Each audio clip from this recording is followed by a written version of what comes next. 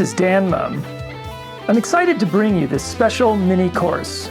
A common mistake guitarists run into is trying to learn as many techniques, scales, or patterns as they possibly can, moving from one to the next, with very little time spent actually internalizing or applying what they learn. As some of the most important distinctions required for achieving a true understanding of the instrument, as well as mastering the instrument, can only be achieved through deep comprehension of how patterns work and how they can be used. Moving rapidly from one unrelated pattern to the next can cause a guitarist to miss the most important aspects of what they're trying to learn, which will leave them frustrated and feeling that they aren't progressing as they should. While learning a ton of various scales and patterns may seem like the best approach, the reality is that much of what's learned when going through a single scale or pattern is applicable to many or most other scales or patterns. To gain a truly intuitive understanding of the guitar, you must become aware of these underlying connections. Once you do, you'll be able to learn or find other scales or patterns with ease, and often without additional memorization. With that in mind, a major part of my overall approach to making instructional courses is to demonstrate what I'm teaching you in such a way as to help you make certain connections and distinctions. And these will go far beyond the specific concept that's being demonstrated. In this case, while on the surface I'll be showing you variations of a simple A minor arpeggio pattern, we'll actually be killing quite a few proverbial birds with one stone. First of all, I want to show you a method of memorizing, practicing, and learning a pattern inside and out, and in such a way that the shape becomes completely intuitive to you. You can utilize methods like what we'll be doing here today on any pattern that you're learning. That is, taking a pattern and reworking it by breaking it down, working through it with sequences, starting at different parts or different notes, creating easy-to-remember melodies within the pattern, applying a rhythmic or melodic structure of a well-known melody to it, or pretty much anything that you can think of that would give you different perspectives and allow you to completely internalize the pattern. This will allow you to recognize the pattern starting from any note, instead of needing to rely on a starting point that you've become accustomed to using as a way to recall the entire pattern. That's a lot more important than you might think. All of this goes quite a bit deeper than that, but that's a good place to begin. You'll understand more as we go through the course. Every variation we use for this arpeggio pattern can be used on any other arpeggio pattern, and even scale patterns. While we'll be working with a simple A minor arpeggio pattern, you can also expand upon all of these ideas by adding other intervals, such as a seventh or a ninth. However, I strongly recommend waiting to try that until you've mastered what's taught in this course. Allow these concepts to become intuitive for you before muddying the waters by trying them on more complex patterns. Now, this is going to help you break out of playing habits that are the most common cause of getting stuck in a rut, but it also gives you the tools to find new and creative ways to utilize any given pattern, whether composing or improvising. On the technique side, working on a sweep pattern in this way will hone in on the sweep picking technique to break free from its basic uses and allow you to use it in many, many more contexts. This will also be more clear as we go through the exercises. Now, this is obviously a very short course, but my method of designing these courses is all about density of information being taught, and in such a way as to make the most important distinctions while simply working through exercises. In other words, even if you have no clue about what I'm talking about throughout this course, as long as you can follow the instructions and work your way through the exercises, you're going to achieve some of the most important benefits of this course. You see, I never want to simply teach you patterns to memorize, to add to an overwhelming amount of information to remember. I use patterns as a means of teaching you something more abstract that can benefit your understanding of the instrument and your technique in general, and can be applied across your existing knowledge of the guitar, as well as what you're going to learn in the future. All the while, of course, you're refining your technique and learning some killer patterns that you can use right now. With all of that out of the way, let's get into our first exercise. To begin, let's look at this A minor arpeggio. I should point out now that in this course, we'll be thinking of this pattern as something like a scale. Every note we play in every exercise will fit into this one pattern, and we'll never step outside of it in any of the exercises.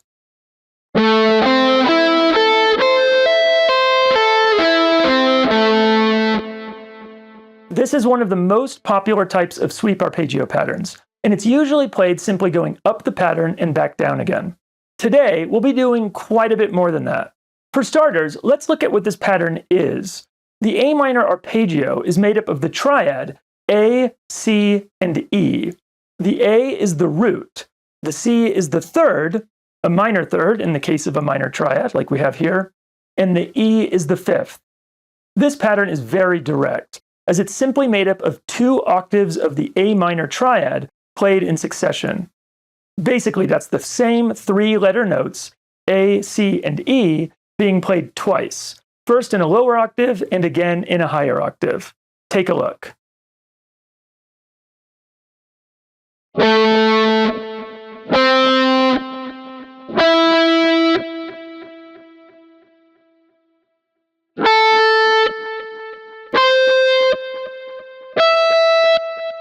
So our first exercise actually has 3 parts to it. We go through the 2 A minor triads we just discussed separately, and then we go through the full pattern. While you might already know this pattern and have it down perfectly, I highly recommend putting time into each part. This isn't just about learning the pattern. We're setting the groundwork here for what comes later in this course. Taking your time with each exercise and each part is going to allow you to get the full effect of this course. Keep in mind that this course was carefully designed, and there's more to it than you'll be able to tell at first glance. If you skip or rush anything, you may miss out on some of the largest benefits. Trust me on this, you won't regret it. I'll now demonstrate all 3 parts of exercise 1.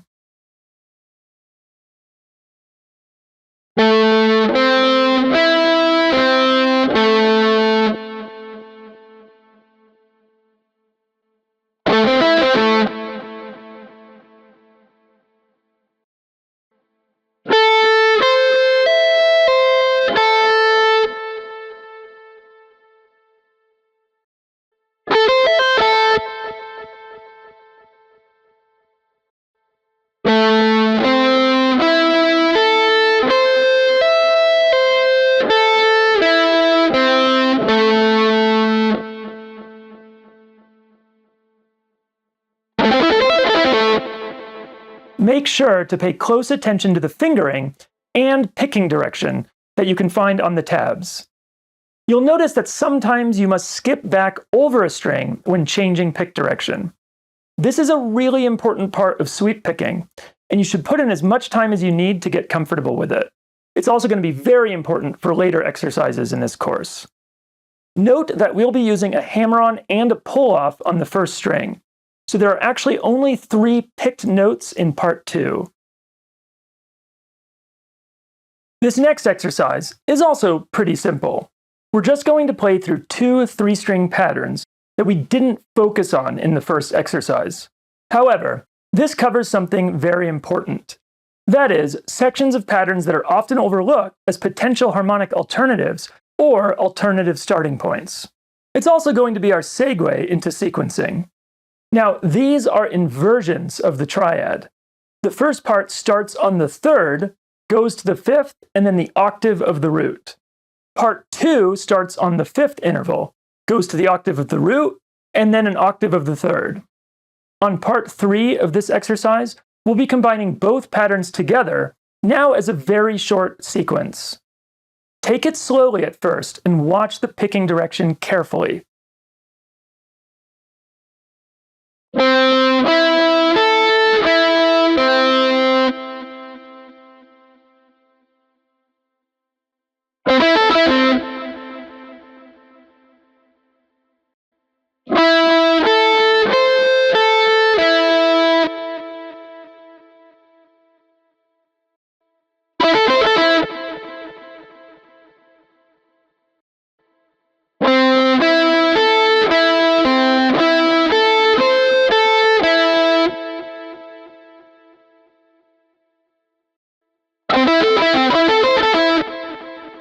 While it's normal to tilt the pick in the opposite direction when sweep picking, in a pattern with more frequent changes in picking direction, like this one, it can be optimal to keep the pick almost straight.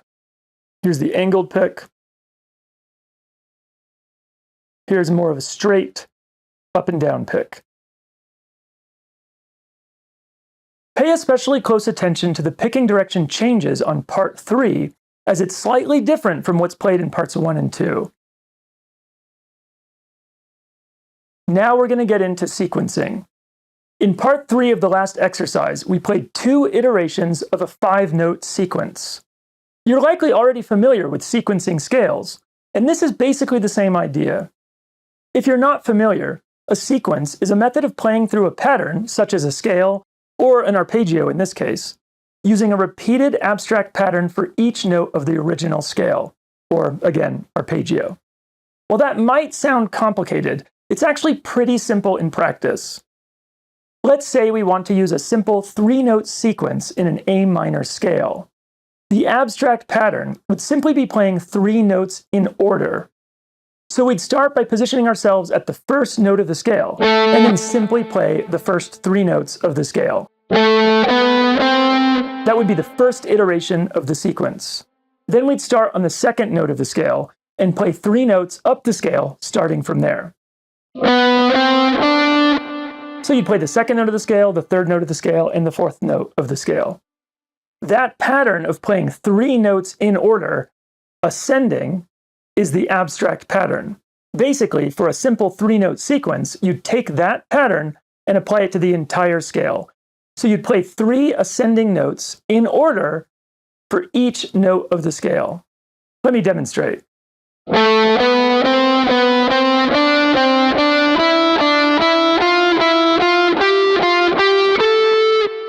For exercise 3, we'll be using a 3-note sequence, but applied to our A minor arpeggio pattern. We'll be excluding the last note on this exercise, so you won't have to worry about the hammer-on or pull-off. We'll first focus on the ascending portion, but using 2 different picking patterns. For part 1, we'll be using all downstrokes. This will require our pick to skip back over a string to begin the next iteration, while keeping the pick angle static.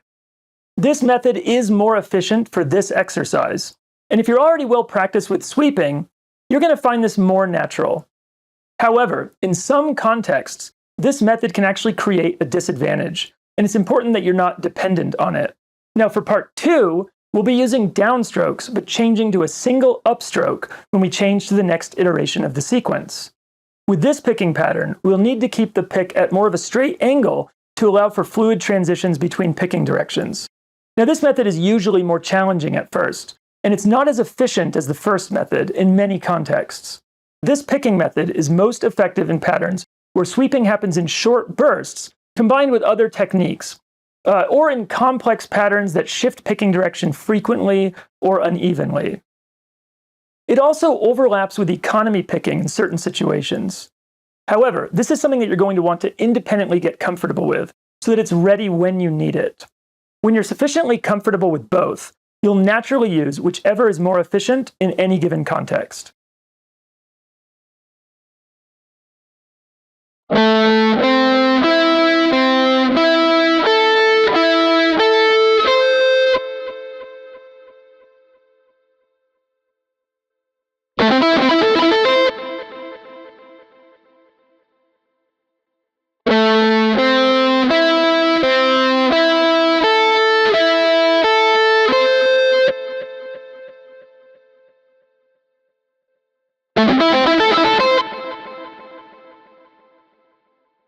In this next exercise, we'll be playing the same pattern as exercise 3, only now we'll be descending. When putting together a course like this, it's critical for me to avoid and eliminate redundancies. In this case, exercise 4 may seem redundant, as it's the same pattern played in exercise 3, only now we're playing it in reverse. However, before we move on, it's incredibly important that you take the time to individually master the ascending and descending versions with both picking patterns. This is the only time in the course where we'll do this. Take your time and watch the picking directions carefully.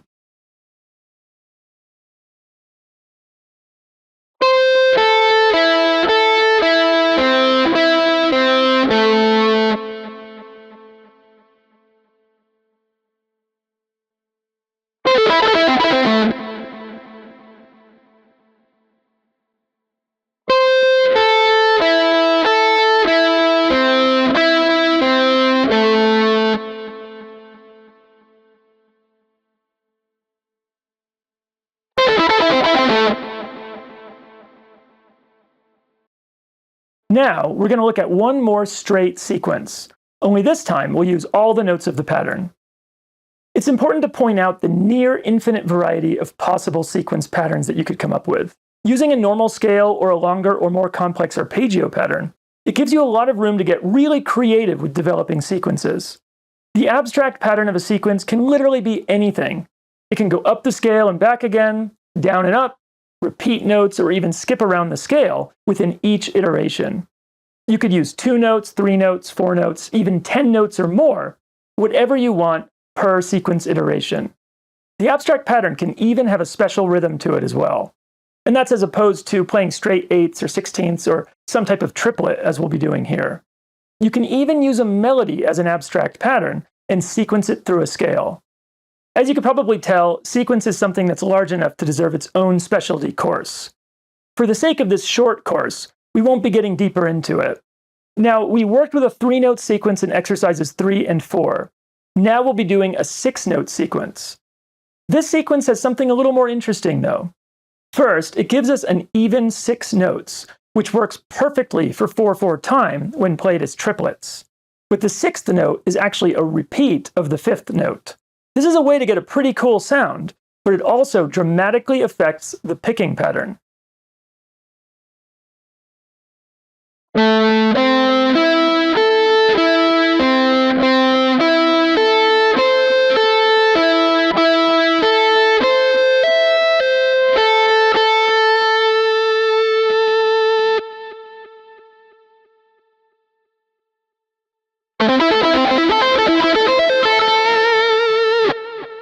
Normally, when changing directions during a sweep pattern or sequence, we'd need to skip over a string like we did in earlier exercises. In this case, we'll actually be picking over that string when we repeat the note. As always, pay close attention to the picking direction symbols on the tabs and play it exactly as written. All right, now we're going to look at a repeating pattern on the top 4 strings. This pattern is interesting because we're taking advantage of the placement of the notes on the first string of our A minor sweep pattern. Instead of using a hammer-on and a pull-off to play both notes on the first string, we're going to alternate those notes each time we repeat the pattern. It's pretty simple, but it could take some time to perfect. I wanted to include a pattern like this specifically to demonstrate what we're doing here and how this can be used. Since sweep picking technique is one of the main focuses of this course, and because most strings only have 1 note on them in the patterns that we'll be using, we can't do a lot of skipping around in the pattern. However, if we add another interval to the arpeggio, such as a 6th, 7th, or 9th, we can add more notes into our pattern, creating more of these hammer-on, pull-off sections on different strings. Adding those notes will create passages where you're actually playing 2 notes per string instead of 1, which increases the amount of times that we'd use a hammer-on or pull-off in the middle of a sweep pattern. But the beauty of it is that you don't have to play all of those notes. You can choose which note to play in these situations, allowing you to skip a note without having to skip a string. One example would be to take a pattern that has both the 5th and the 7th on 1 string. Maybe on the way up you play the 5th, but on the way back you only play the 7th on that string. With more complex arpeggios, you could even be doing chord substitution by simply omitting certain notes. The sky is really the limit with that. This exercise demonstrates the idea in basically the simplest way possible. It just goes back between the 5th and the minor 3rd on the top string as the rest of the arpeggio repeats normally.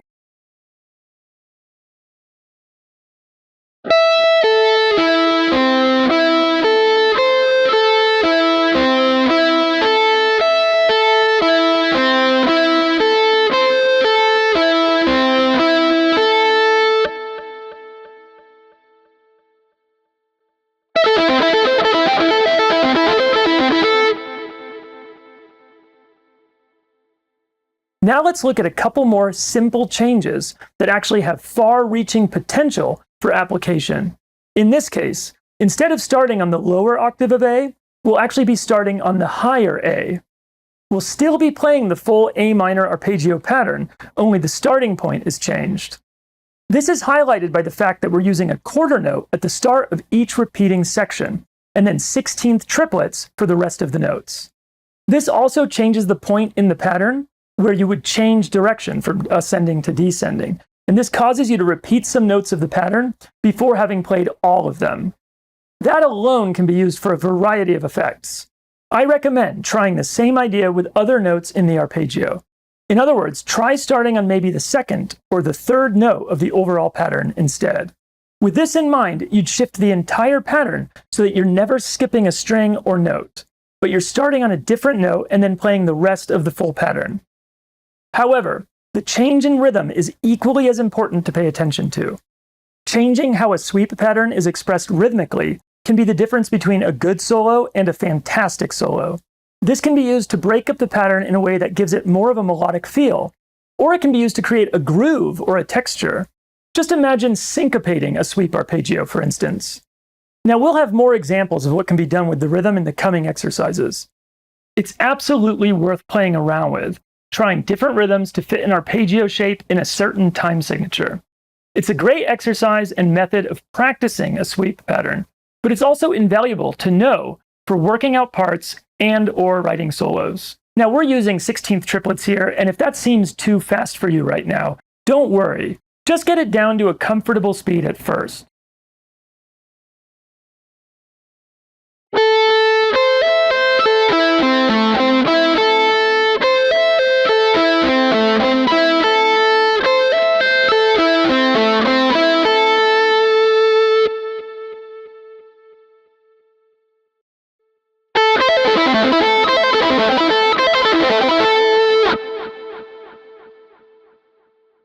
All right, let's take the idea of using different rhythms and expand upon it.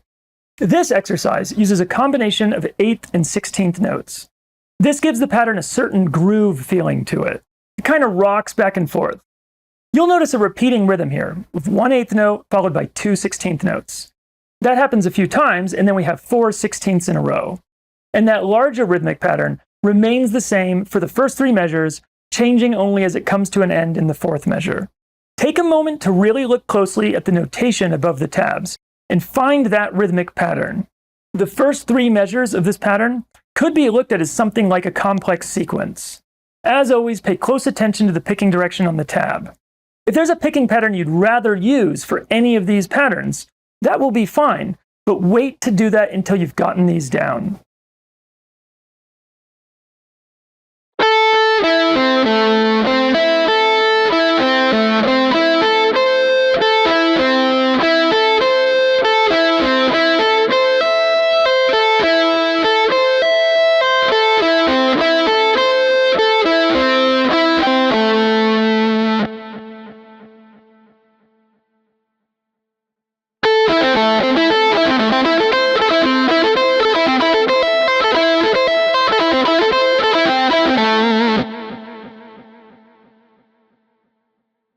We'll continue here with another rhythm.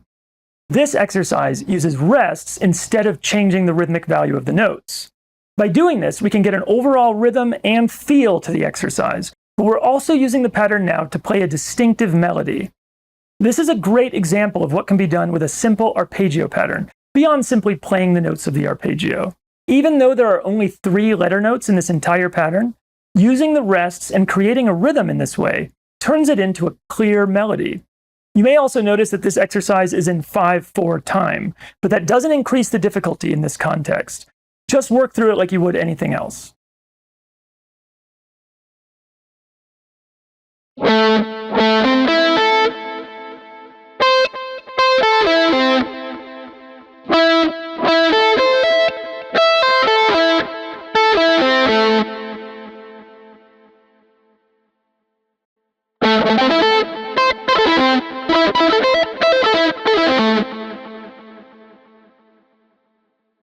Okay, we've made it to the last exercise of this mini course. As I mentioned early on, you can practice a pattern like our A minor arpeggio by applying a rhythmic or abstract melodic pattern from a song or melody you already know. There's no way to overstate just how effective this is for practice. In the case of this exercise, I've taken the rhythm and somewhat the abstract melodic pattern from J.S. Bach's Badineri. This is a great example of what you can do with arpeggios, and this specific example lends itself very well to the neoclassical style. Other than that, We've covered pretty much everything else you'll find on this exercise, but take your time and ensure you're getting the rhythm exactly right.